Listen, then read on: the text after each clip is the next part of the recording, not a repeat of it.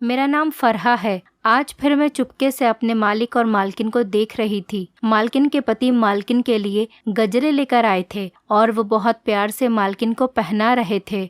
बहुत सारे तोहफे और मालकिन के पसंद का खाना भी लेकर आए थे। मैं हसरत से छुपकर उन दोनों को देख रही थी। मैं सोच रही थी, मालिक जैसे किसी इंसान से शादी हो जाए, लेकिन ख्वाहिश कहाँ पूरी होती है। उसी वक्त मुझे मालकिन ने देख लिया। मैं एकदम डरकर पीछे हो गई कि कहीं मालकिन मुझे डांटे नहीं। इस तरह छुपकर उन्हें देखने पर और फिर मैं वहां से भागकर अपने कमरे में आ गई और सोने की कोशिश करने लगी, लेकिन नींद तो मुझसे बहुत दूर थी। पूरी रात मैं यही सोचती रही कि मालकिन कितनी खुशकिस्मत हैं, या फिर शायद सारे अमीर लोग ऐसे ही होते हैं। उनके पास पैसे होते हैं और वो अपने आप से प्यार करने वालों पर खर्च करते हैं, और एक हम हैं जो रात दिन मेहनत करके कमाना पड़ता है और फिर ज़रूरतें तो पूरी हो जाती हैं लेकिन ख्वाहिश अधूरी रह जाती है। लेकिन इतना पैसा होने के बाद भी उनमें बिल्कुल भी गुरूर नहीं था। उनका व्यवहार बहुत मीठा और अच्छा था। वो अपना व्यवहार हर किसी के साथ अच्छा ही रखती थी। लेकिन हकीकत ये थी कि वक्त गुजरने के साथ मुझे मालकिन के शौहर से प्यार हो गया, जबकि मैं बहुत छोटी थी और वो मुझसे उम्र में बहुत बड़े थे। लेकिन मैं कभी भी इस बात का इजहार नहीं कर सकी और ना ही बता सकूंगी। ये सब सोचते सोचते मेरी आंख लग गई। रोज़ की तरह मेरी आंख 5 बजे खुल गई। नमाज पढ़ने के बाद मुझे एहसास हुआ कि मुझे भूख लग रही है और मैं फिर कमरे से बाहर निकलकर किचन में चली गई और कुछ खाने के लिए ढूंढने लगी। तो एकदम मुझे याद आया कि मालकिन के पति बाहर से रात खाना लेकर आए थे। जाहिर सी बात है वो पड़ा होगा, मैं खा लेती हूँ। खाना खाने के बाद मैंने थोड़ा इंतज़ार किया और फिर सफाई करना शुरू कर दिया। सफाई करने के बाद मालकिन और उनके शौहर के लिए नाश्ता बनाने लगी। यही मेरा रोज़ का रूटीन था, और जब मालिक काम पर चले जाते तब मैं कमरे से निकलकर बर्तन धोती और फिर मालकिन का कमरा साफ़ करती। आज जब मैं मालिक के जाने के बाद मालकिन का कमरा साफ़ करने गई तो मालकिन मुझसे मुस्कुराकर बोलने लगी कि रात को मैंने तुम्हें देखा था, तुम हमें छुप छुप कर देख रही थी। मेरी तो सांस बंद होने लगी। पता नहीं मालकिन क्या सोच रही होंगी। मैं ही पागल थी जो इस तरह भूखों की तरह उन्हें देखने लग जाती थी। मैं कुछ बोलने ही वाली थी, इतने में मालकिन दोबारा पूछने लगी कि मैं तुमसे कुछ पूछ रही हूँ। फिर मैंने उन्हें जवाब दिया, नहीं मालकिन, मैं तो बस वैसे ही। फिर मालकिन बीच में मेरी बात काटकर कहने लगी, अच्छा छोड़ो, मैं चाहती हूँ कि तुम मेरे शौहर से शादी कर लो, लेकिन उससे पहले मैं तुम्हें उठने बैठने की तमीज़ सिखाऊंगी, अच्छे से बोलना सिखाऊंगी। मालकिन की ये बात सुनकर पहले तो मैं बहुत परेशान हुई। मैंने इनकार कर दिया कि मालिक नहीं मानेंगे। मालकिन कहने लगी कि ये तो मेरा काम है, मैं उनको मना लूंगी। तुम अपना बताओ, तुम करोगी मेरे शौहर से शादी? फिर मैं सोचने लगी कि जब मैं मालिक से प्यार करती हूँ तो मना करने का क्या मतलब निकलता है। इसीलिए मैं एकदम से मान गई। मेरी तो खुशियाँ आसमानों पर पहुँच गई थी। अभी रात ही तो मुझे इस चीज़ की ख्वाहिश थी और सुबह उस इंसान को मेरी तकदीर में लिख दिया गया था। मैं बहुत खुश थी कि मेरी किस्मत बदलने वाली है, ज़िंदगी बदलने वाली थी। मेरा स्टेटस, मेरा सब कुछ बदलने वाला था। लोग मेरी भी वैसी ही इज्जत करते, लेकिन इस सब के लिए पहले मुझे खुद पर मेहनत करनी थी। इसीलिए मैं रोज़ मालकिन के पास जाती और वो मुझे अच्छे और तमीज़ से बात करना सिखाती। फिर वो मुझे डेली अच्छे और नए कपड़े लाकर देती, उनको पहनने और ओढ़ने का तरीका सिखाती, फैशन सिखाने लगी। और तो और काम वाली भी उन्होंने नई रख ली। मुझे तो समझ में ही नहीं आ रहा था कि मालकिन आखिर ये सब क्यों कर रही हैं। लेकिन छोड़ो, मुझे उनसे क्या, और ना ही मैं उनसे ये सब कुछ पूछ सकती थी, क्योंकि जो मेहरबानी वो मुझ पर कर रही हैं मेरे लिए यही काफ़ी था। ऐसे ही रोज़ मालकिन मुझ पर इतनी ही मेहनत करती। वो मुझे जो भी जैसे जैसे सिखाती, जल्दी तो नहीं लेकिन मैं सीख लेती। यूं ही समय बीता जा रहा था और मालकिन ने अपने शौहर को भी शादी के लिए मना लिया था। पहले तो मालिक इनकार करते रहे कि नहीं, मेरे लिए तो तुम ही काफ़ी हो, क्यों मैं दूसरी शादी करूं। लेकिन मालकिन कहने लगी कि उसका कोई नहीं है इस दुनिया में और उसका भी पूरा हक है खुलकर ज़िंदगी गुजारने का। और भी पता नहीं क्या क्या कहकर उन्होंने उनको शादी के लिए मना लिया। और फिर कुछ दिनों बाद मालकिन ने हमारी शादी करवा दी। अब वो मेरा बहुत ख्याल रखती, मेरी खिदमत करती। मेरी हैसियत, मेरा मकान, सब कुछ बदल गया था। इसी खुशी में मैं महसूस ही नहीं कर सकी कि घर में कुछ गलत चल रहा है। लेकिन कभी कभार मुझे शक होता कि मालिक और मालकिन की बहस हो रही होती, लेकिन मैं जैसे ही उस कमरे की तरफ जाती वहाँ पर खामोशी छा जाती और फिर मैं खामोशी से वापस आ जाती। एक दिन जब मैं उनके कमरे में गई तो वो फ़ोन पर बातें करते हुए कमरे के चक्कर लगा रही थी और साथ में कह रही थी कि आप टेंशन न लें, आपका माल पहुंच जाएगा। और फिर जैसे ही वो मेरी तरफ पलटी तो उनके चेहरे का रंग उड़ गया और फिर वो कहने लगी कि मैं आपसे बाद में बात करती हूँ। मैंने उनसे पूछा तो कहने लगी कि दोस्त को पैसों की ज़रूरत है, तो उससे ही कह रही थी कि पैसे पहुँच जाएंगे। वैसे मुझे उनकी बात पर यकीन तो नहीं आया, लेकिन फिर भी मैं खामोशी से अपने कमरे में वापस आ गई। मुझे लगा वो शायद शौहर को धोखा दे रही हैं, लेकिन उन दोनों में तो बहुत प्यार है। हो सकता है कि मेरा ही वहम हो। मुझे कुछ भी बोलने की ज़रूरत ही नहीं। ऐसे ही हमारे दिन गुजरे जा रहे थे। एक दिन मालकिन ने अपनी पार्लर वाली को बुला लिया और कहने लगी कि तुम्हें तैयार करवाऊंगी तो तुम्हारे और ज़्यादा लुक्स निकल कर आएंगे और तुम फ्रेश भी लगोगी। मैं तो खुश हो गई, क्योंकि आज तक मैंने अपनी ज़िंदगी में पार्लर कभी नहीं देखा था और कभी मैं ऐसे तैयार भी नहीं होती थी। और मैं फिर पार्लर वाली के सामने जाकर बैठ गई। मुझे देखते ही वो एकदम खड़ी हो गई और मालकिन से कहने लगी कि ये तो पहले ही बहुत खूबसूरत है और मैं इसको क्या सजाऊंगी भला, लेकिन मैं आपसे ये ज़रूर कहूँगी कि ये बहुत मासूम सी है, आप इस पर ये जुल्म ना करें। उसकी बात सुनकर मैं डर गई कि कैसा जुल्म भला, और मालकिन के पास जाकर पूछने लगी कि ये क्या कह रही है, कौन सा जुल्म करवाने लगी हैं आप मुझ पर। तो मालकिन मुझसे कहने लगी कि इसको तो फालतू बोलने की आदत है, तुम टेंशन न लो, एकदम सुंदर लगोगी तैयार होकर, इसीलिए कह रही है कि तुम्हें तैयार करवाकर तुम्हारे शौहर पर जुल्म न करे और तुम अपनी ज़ुबान बंद करके काम करो। मालकिन की बात सुनकर मुझे कुछ तसल्ली नहीं हुई, लेकिन मैं चुप हो गई और फिर एंड में वो पार्लर वाली को सही करके कमरे से चली गई। मालकिन के बाहर जाते ही मैं एकदम उस पार्लर वाली के पास गई और उससे पूछने लगी कि तुम बताओ कि तुम क्या कहना चाह रही हो। और फिर उसने ऐसी बात बताई कि मैं तो हैरत में रह गई और मैं डर की वजह से भागने लगी। लेकिन मालकिन ने, मेरा ताल्लुक गरीब घराने से था, शुरू से ही हमने गरीबी में अपनी ज़िंदगी गुजारी थी। अम्मी और अब्बू रंग में थोड़े सांवले थे, जबकि मेरा रंग बहुत खिला खिला था।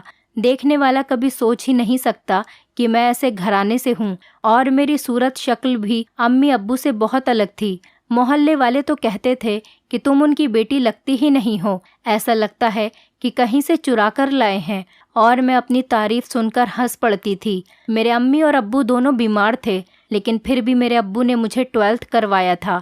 मेरे अब्बू फलों का ठेला लगाते थे और मेरी अम्मी लोगों के घरों में काम किया करती थी।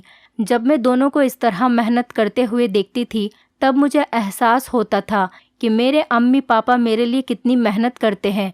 मुझे भी उनकी मेहनत का सिला देना था, इसीलिए मैं बहुत दिल लगाकर पढ़ती थी। लोग तो मुझे बहुत बातें भी सुनाते थे कि इस गर्मी में तुम्हारे बाप तुम्हारे लिए कमाकर ला रहे हैं, अगर उसे कुछ हो गया तो तुम दोनों माँ बेटी बैठी ही रह जाओगी। उनकी ये बात सुनकर मुझे बहुत डर लगता, और जैसे ही मेरे 12th के एग्ज़ाम होने लगे, उससे 2 महीने पहले मेरे पापा का इंतकाल हो गया। लोगों का कहा सच हो गया था। मुझे इस सब में कहीं ना कहीं अपनी ही गलती नज़र आ रही थी कि काश मेरे पापा मेरी पढ़ाई का बोझ न लेते तो आज ये सब ना हुआ होता। अब्बू के इंतकाल ने मुझे और मेरी माँ को तोड़ कर रख दिया था, लेकिन फिर भी मैं 12th का एग्ज़ाम देने जाती कि अब्बू का ख्वाब पूरा कर सकूं। अम्मी की तबीयत खराब रहने लगी थी, इसलिए अम्मी की नौकरी भी छूट गई थी। घर में फाके होने लगे थे, इसीलिए 12th के बाद आगे की पढ़ाई का फैसला छोड़कर मैंने भी अम्मी का काम अपनाया और लोगों के घरों में काम करना शुरू कर दिया। सारा दिन मैं लोगों के घर में काम करती रहती। जब अम्मी की तबीयत ठीक हुई तो उसके बाद भी मैंने अम्मी को काम करने नहीं दिया, बल्कि खुद यही काम करती रही। ऐसे ही हमारी ज़िंदगी गुजर रही थी। इज्जत से 2 वक्त की रोटी खाई जाती, यही काफ़ी था हमारे लिए। एक दिन यूं ही मैं और मेरी सहेली बैठे हुए थे तो वो कहने लगी कि मैं एक औरत को जानती हूँ जो बहुत ज़्यादा अमीर है और उसका घर भी बहुत बड़ा है। उसे काम करवाने के लिए एक नौकरानी की ज़रूरत है, तू जाकर ट्राई कर, मुझे लगता है कि तुझे ये काम मिल जाएगा और अच्छी सैलरी भी होगी। उसकी बात सुनकर मैं बहुत खुश हो गई और औरत का एड्रेस लेकर उसके घर आ गई। मैंने अम्मी को बताया था तो वो कहने लगी कि कर ले जहाँ पर तुझे आसानी लगे।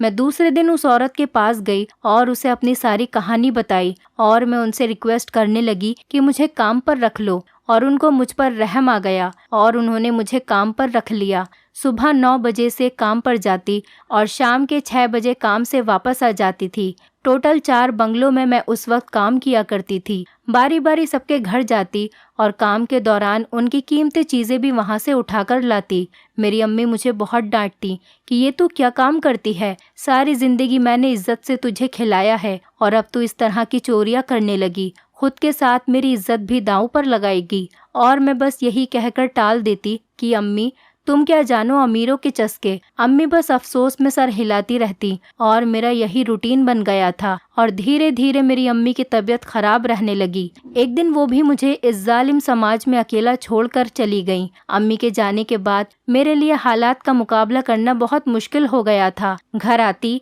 तो सन्नाटा होता और फिर मेरा घर आने का दिल ही नहीं करता। इसीलिए मैं जिस जिस बंगले में काम करती थी उनकी मालकिन से कहने लगी और दरख्वास्त करने लगी कि मुझे यहाँ पर रहने की इजाज़त दे दें। मेरा इस दुनिया में अब कोई भी नहीं रहा। मुझे उम्मीद थी कि उनमें से कोई एक तो मान ही जाता और वही हुआ। जिस औरत का मुझे मेरी दोस्त ने बताया था वो औरत मान गई मुझे अपने घर में रखने पर। अब मैं उन्हीं के घर में रहा करती थी और उनके सारे काम किया करती थी। खाना बनाती, नाश्ता, सफाई, बर्तन धोना और रोटियां बनाकर देना, सब के सब काम मेरे हवाले थे। मेरी मालकिन बहुत अच्छी थी। वो मेरी हर ज़रूरत को पूरा किया करती थी। उनकी जितनी भी अच्छाई करूं उतनी ही कम है। मेरी मालकिन और उनके शौहर में बहुत ज़्यादा प्यार था। रोज़ घूमने जाते, डिनर करते। मालिक रोज़ नए तोहफे उन्हें लाकर देते। वो बहुत खुश होती और उन्हें खुश देखकर मैं भी खुश हो जाती थी। शुरू शुरू में तो ये सब चलता रहा, लेकिन धीरे धीरे मुझ में जलन पैदा होने लगी कि मालकिन का पति उनसे कितना प्यार करता है। रोज़ नई नई महंगी महंगी चीज़ें लाकर देता है और उनको देखकर मेरा दिल भी चाहता कि मेरे पास भी ये सब चीज़ें हों। और मैं सफाई के दौरान वहाँ से भी कीमती चीज़ें चुरा लेती और अपने कमरे में जाकर एक बैग में रख देती थी ताकि मुझे कभी यहाँ से जाना पड़ जाए तो मेरे पास थोड़ा बहुत तो माल हो। मेरा मानना था कि उनके घर में बहुत ज़्यादा चीज़ें थीं, उनमें से कोई एक दो ले भी लूँ तो उन्हें क्या पता चलेगा और कौन सी उनकी शान में कोई कमी आ जाएगी। इसी तरह मैं इधर ज़िंदगी गुजार रही थी। एक दिन मेरी नज़र मालकिन की सबसे कीमती चीज़ मतलब कि उनके शौहर पर मेरा दिल आ गया। मुझे किसी भी तरह उन्हें हासिल करना था, लेकिन मुझ में ये सब मालकिन या मालिक से कहने की हिम्मत नहीं थी, इसलिए चुप रहती। एक दिन मेरी खुशी का कोई ठिकाना नहीं रहा जब मेरी मालकिन ने मेरी शादी अपने शौहर से करवा दी। अब वो मेरी बहुत खिदमत करती, मेरा बहुत ख्याल रखती, मुझे कहती कि तुम मेरी बहनों की तरह हो और मैं उनकी बात मान लेती। मेरी भी हैसियत बदल गई, मेरा भी नसीब बदल गया था। मुझे बहुत खुशी थी, इतनी कि जिसका कोई हिसाब नहीं। इतनी खुशी कि मैं ये महसूस नहीं कर सकी कि घर में क्या चल रहा है, मेरे साथ कुछ गलत होगा। फिर एक दिन जब मालकिन की पार्लर वाली आई तो मुझे देखते ही कहने लगी कि इन पर ये जुल्म मत करना। उसकी बात सुनकर मैं डर गई और मालकिन के जाते ही मैं उससे छुपकर पूछने लगी कि कैसा जुल्म। लेकिन जो उसने मुझे बताया वो सुनकर मेरे होश उड़ गए। उसने बताया कि ये लोग तुम्हें तैयार करवाकर यहाँ से आगे बेच देंगे कोठे पर, ये इनका काम है। उसकी बात सुनते ही मेरी टांगें कांपने लगीं और मैं वहाँ से भागने ही लगी थी कि मालकिन ने मुझे पकड़ लिया। मुझ पर जुल्म करने लगी और कहने लगी कि इतनी मेहनत से यहाँ तक लेकर आई हूँ तुझे, तेरा स्टेटस, तेरा सब कुछ बदला ताकि तू आगे जाकर मेरा काम कर सके, लेकिन तू तो यहाँ से ही फरार होने लगी। ऐसे तो नहीं जाने दूंगी तुझे। और तू पार्लर वाली, मालकिन बेरुखी से कहने लगी कि तुझ में इतनी हिम्मत, तू यहाँ मेरे खिलाफ काम करेगी, तुझे बहुत हमदर्दी जाग रही है। और फिर अपने शौहर को बुलाकर कहती कि तेरी चिड़िया के पर लग गए हैं कि इसके परों को अब कट ही जाना चाहिए, हमारे लिए यही बेहतर है। और वो हंसने लगा। मैं बहुत बेयकीनी से उन्हें देख रही थी और वो मुझे देखने लगे कि तुझे क्या लगा, हम दोनों मियाँ बीवी हैं? अरे पागल, हम तो तुझ जैसी हसीनाओं को यहाँ लाकर ऐसे ही फंसाते हैं और फिर उन्हें कोठे पर बेच देते हैं ताकि तुम लोगों की ज़िंदगी बन जाए और हमारा भी काम हो जाए। उनकी बातें सुनकर लगातार आंखों से आंसू बह रहे थे। मैं खुद ही यकीन नहीं कर पा रही थी कि किस तरह चालाकी से इन दोनों ने मुझ पर घेरा डाला और मुझे फंसाया था अपने जाल में। मैं इतनी हैरान थी और मुझे कुछ समझ में नहीं आ रहा था कि ये सब क्या हो रहा है। मैं अपनी ज़बान से एक अल्फाज भी नहीं निकाल पाई। मैंने बस इतना ही कहा कि और वो निकाह ये सुनकर वो दोनों हंसने लगे और कहने लगे कि वो भी झूठा ही था। यहाँ पर हर महीने नई लड़की आती है, तो क्या उन सब से निकाह करने बैठ जाऊं? हम दोनों तो पार्टनरशिप से यहाँ पर काम कर रहे हैं और लोगों को फंसाते हैं। और फिर वो दोनों एक दूसरे को देखकर हंसने लगे। मुझे बहुत ज्यादा नफरत हो रही थी खुद से, अपनी बेवकूफ़ी पर। अमीर होने के लालच में मैं कहाँ पर आकर फंस गई थी और मैं रोती रही। और फिर वो पार्लर वाली भी मेरी वजह से उनका निशाना बन गई। फिर मालकिन हम दोनों को घसीट कर गाड़ी में ले गई और मैं उनसे कह रही थी कि मुझे छोड़ दो, लेकिन वो दोनों बहरे बने हुए थे। और वो पार्लर वाली तो ऐसा लग रहा था किसी बड़े सदमे में जा पहुंची हो। और फिर वो गाड़ी अपनी मंजिल पर जा पहुंची। एक खूबसूरत सा बंगला था जहां पर बहुत सारी रंग बिरंगी लाइटें थीं। बाहर से देखने में जितना प्यारा था, अंदर उतने ही भयानक काम होते थे वहां पर। मेरी टांगे डर की वजह से कांप रही थी। तभी कुछ लोग आए और हमें अंदर ले गए। और फिर हमें अंदर ले जाते ही बोला गया कि आज रात महफिल सजाई जाए। आज तुम लोगों में 2 लोग और बढ़ गए हैं। वो हंसने लगी और हमें कमरे में ले गईं। मैं नहीं जा रही थी। मुझे नहीं पता था कि बाहर क्या हो रहा है। और क्या नहीं, लेकिन लगातार गाने बजने की आवाज़ आ रही थी। पार्लर वाली मेरे साथ ही बैठी थी। मैं उसे हिलाने लगी कि तुम कुछ बोल क्यों नहीं रही हो, कि मैं बहुत ज़्यादा शर्मिंदा हूँ क्योंकि मेरी वजह से तुम्हें भी यहाँ पर आना पड़ा। अब हम दोनों क्या करेंगे? मेरी आंखों से आंसू बह रहे थे और वो खामोश बैठी थी और खाली खाली आंखों से कभी मुझे देखती तो कभी कमरे को देखती। और फिर कहने लगी कि आज से 3 साल पहले मैंने अपनी दोस्त को यहाँ पर भेजा था पैसों के लालच में। वो यतीम थी और वो बहुत रो रही थी। कह रही थी कि मेरे घर मेरी माँ इंतज़ार कर रही है, मुझे जाने दो। लेकिन मैं कठोर बनी रही और उसे कुछ पैसों के खातिर मैंने उसे बेच दिया। और फिर जब उसकी अम्मी को पता चला तो वो ये सदमा बर्दाश्त नहीं कर सकी और वो इंतकाल कर गई। ये सब मेरी दोस्त की बद्दुआ की वजह से ही हुआ है। रब उसके साथ बुरा करने का बदला ले रहा है। पार्लर वाली की बातें सुनकर मेरे रोंगटे खड़े हुए थे कि क्या दोस्त ऐसी भी हो सकती है। लेकिन मेरी दोस्त ने भी कुछ ऐसा ही किया था, ये जानते हुए कि वो औरत गलत काम करती है। फिर भी उसने इधर मुझे काम करने के लिए भेजा। मेरी आंखों के आंसू कभी नहीं रुकते। मैं इसी दलदल में फंस चुकी थी कि जिससे मैं कभी यहाँ से नहीं निकल सकती। और मेरे साथ में वो पार्लर वाली भी लगातार रो रही थी।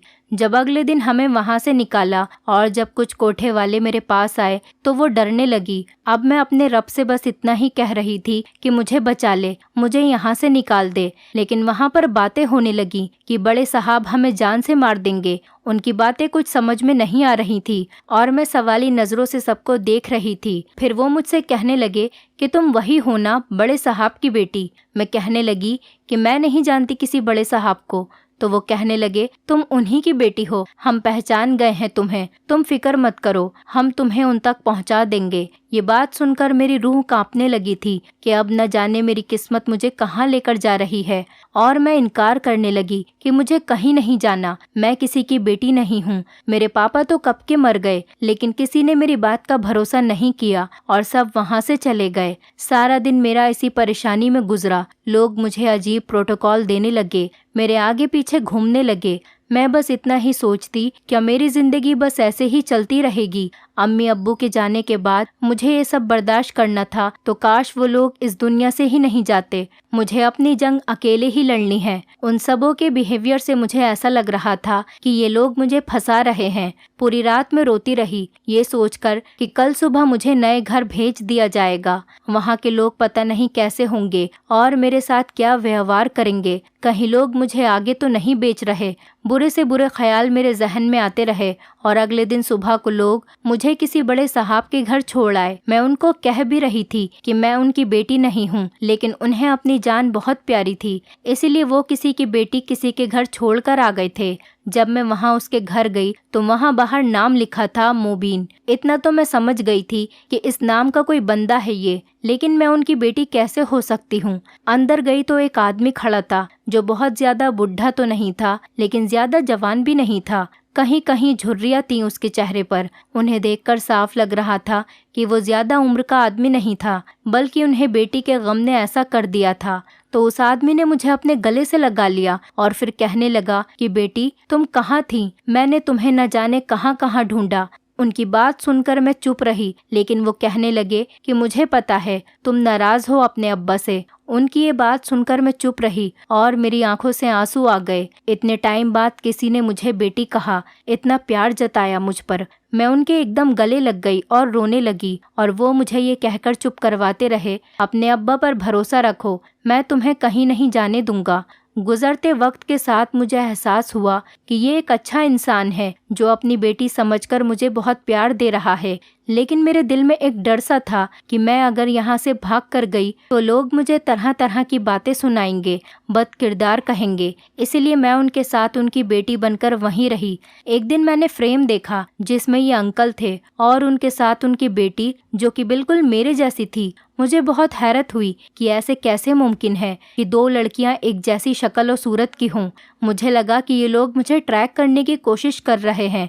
उसी रात मुझे बाहर से शोर की आवाज़ आने लगी। जब मैंने खिड़की से झांककर बाहर देखा तो मुझे महसूस हुआ कि उस घर की असली बेटी वापस आ गई है।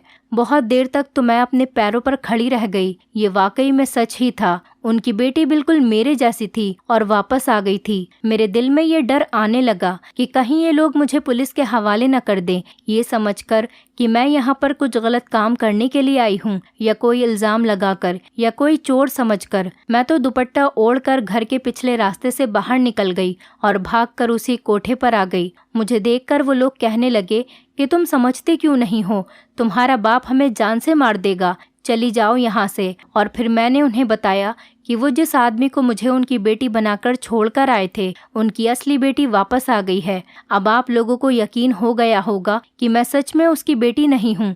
मेरी बात सुनकर सब चुप हो गए और मैं वापस अपने कमरे में आ गई। लेकिन मेरा दिल भी बहुत उदास था। दोबारा बाप जैसी नेमत के छिन जाने पर मैं अंदर अकेली बैठी रोती रही। बाकी लोग दरवाज़ा खटखटा रहे थे, लेकिन मैं बहरी बनी बैठी रही उस आदमी का अपनी बेटी के लिए प्यार देखकर।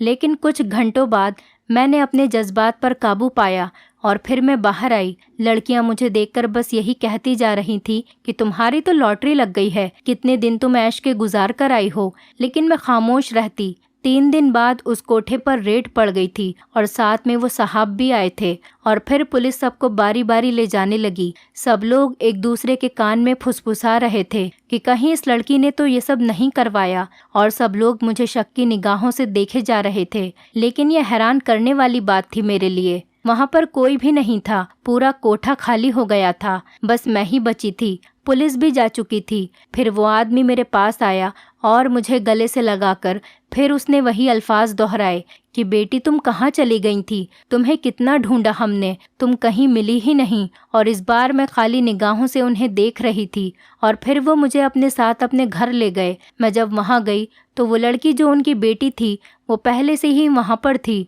और उसके हाथ में कुछ था। मैं कभी उस लड़की को देखती तो कभी उस लड़की के बाप को। वो मुझे अपनी बेटी के पास ले जा रहे थे और वहाँ जाकर उन्होंने मुझे अपनी बेटी के पास बैठा दिया। जब मैं उनकी बेटी के पास बैठी तो उनकी बेटी ने फ्रेम मुझे पकड़ा दिया जिसमें अंकल और उनकी बीवी थीं और दोनों के हाथों में एक एक बच्चा था।